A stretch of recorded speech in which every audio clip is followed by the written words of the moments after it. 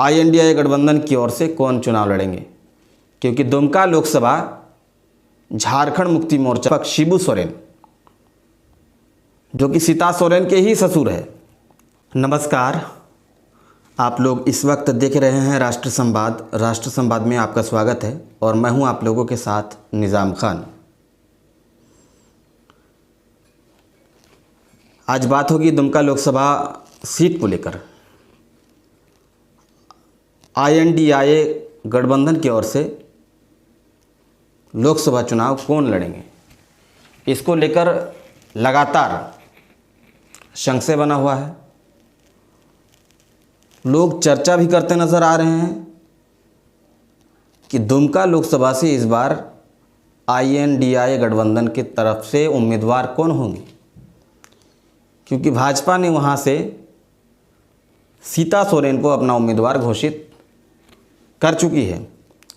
सीता सोरेन के पहले भाजपा ने वहां के सिटिंग सांसद सुनील सोरेन को टिकट दिया था। हालांकि सुनील सोरेन का टिकट काटकर भाजपा ने सीता सोरेन को दुमका लोकसभा से टिकट दिया। झारखंड में 14 लोकसभा सीट में से 13 लोकसभा सीट में भाजपा अपने उम्मीदवारों के नाम घोषणा कर चुकी है। एक सीट जो गिरिडीह है वो भाजपा जो है अपने सहयोगी दल आजसू को दिया है। उसमें कहीं ना कहीं आजसू अपने उम्मीदवार उतारेंगे, जिसमें चर्चा में है चंद्र प्रकाश चौधरी। लेकिन INDA गठबंधन की ओर से झारखंड के दुमका सहित कई सीटों पर अभी भी जो है कि नामों की घोषणा नहीं हुई है। हालांकि कई लोकसभा सीट में कांग्रेस ने अपने लोकसभा प्रत्याशी के नाम घोषणा कर चुके हैं झारखंड में। लेकिन जो अभी वर्तमान में दुमका लोकसभा सीट जो सबसे हॉट सीट माना जा रहा है, उसमें INDA गठबंधन की ओर से अभी तक साफ नहीं हुआ है, आधिकारिक घोषणा नहीं हुई है कि यहां से कौन चुनाव लड़ेंगे, क्योंकि भाजपा ने सीता सोरेन को वहां से टिकट दिया है। सीता सोरेन पहले झारखंड मुक्ति मोर्चा में थी, जिन्होंने झारखंड मुक्ति मोर्चा से इस्तीफा दिया और झारखंड मुक्ति मोर्चा के सभी पदों से उन्होंने इस्तीफा देकर भाजपा ज्वाइन की और भाजपा ने जो है कि उन्हें टिकट दिया। सीता सोरेन की अगर बात की जाए तो वो जामा विधानसभा से 3 बार विधायक रह चुकी है। लेकिन इस बीच जो चर्चा है कि दुमका लोकसभा से INDA गठबंधन की ओर से कौन चुनाव लड़ेंगे, क्योंकि दुमका लोकसभा झारखंड मुक्ति मोर्चा का शुरू से गढ़ रहा है। गढ़ इसलिए रहा है कि झारखंड मुक्ति मोर्चा के संस्थापक शिबू सोरेन,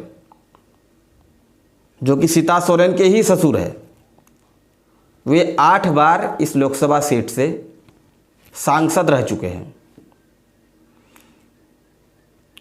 यानी कुल मिलाकर कहा जाए तो अधिक समय शिबू सोरेन सांसद रहे। हालांकि 3 बार उसको हार का सामना करना पड़ा है।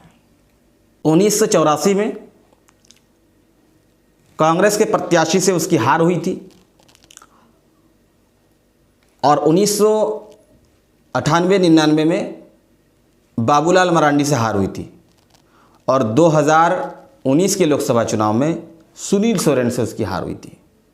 यानी शिबू सोरेन की मात्र 3 बार जो है कि हार हुई थी, लेकिन अधिक समय वो दुमका लोकसभा के सांसद रहे हैं। लेकिन इस बार जो खबर सामने आ रही है कि शिबू सोरेन की उम्र जो है कि लगभग 80 वर्ष हो गई है। ऐसे में काफ़ी उम्र हो चुकी है, ऐसे में चुनाव नहीं लड़ेंगे। कयास यहां लगाया जा रहा है कि शिबू सोरेन चुनाव नहीं लड़ेंगे क्योंकि उनकी उम्र जो है कि काफ़ी हो गई है। अब यहाँ पर सवाल हो रहा है कि आखिर यहाँ चुनाव कौन लड़ेंगे, क्योंकि झारखंड मुक्ति मोर्चा का गढ़ रहा है। कुछ दिन पहले चर्चा में थी कल्पना सोरेन, जो पूर्व मुख्यमंत्री हेमंत सोरेन की पत्नी है। चर्चा में थी कि कल्पना सोरेन दुमका लोकसभा से चुनाव लड़ेंगी। हालांकि अभी जो चर्चा में है, बल्कि यहाँ बताया जा रहा है कि पूर्व मुख्यमंत्री हेमंत सोरेन दुमका लोकसभा से चुनाव लड़ेंगे। पूर्व मुख्यमंत्री हेमंत सोरेन सीता सोरेन के देवर है। यानी अगर झारखंड मुक्ति मोर्चा की ओर से पूर्व मुख्यमंत्री हेमंत सोरेन चुनाव लड़ते हैं तो भाभी और देवर के बीच मुकाबला होगा। और ये दुमका लोकसभा कांटे का टक्कर माना जा रहा है,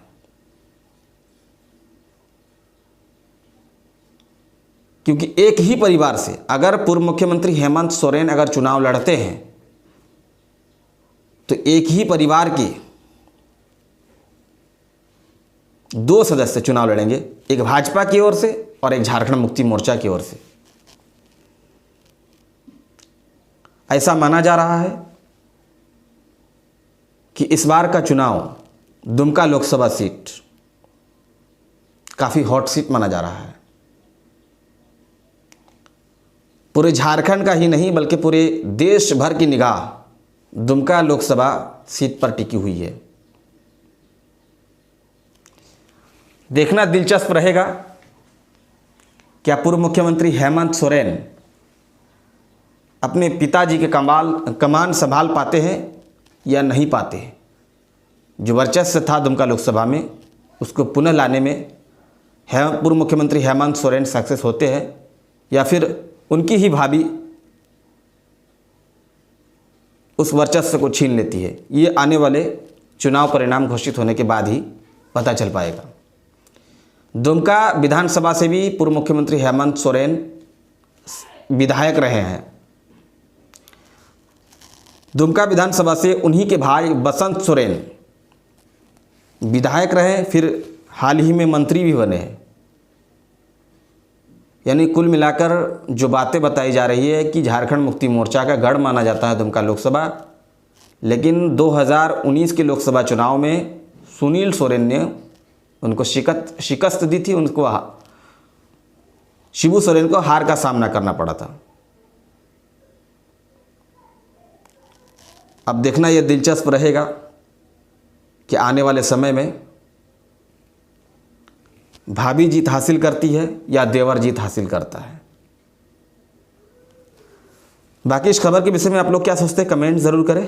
खबर अच्छी लगे तो लाइक शेयर करें, हमारे पेज को फॉलो करें, यूट्यूब चैनल को सब्सक्राइब करें। फिर मिलते हैं किसी नई खबर के साथ, तब तक के लिए दीजिए हमको इजाज़त। धन्यवाद।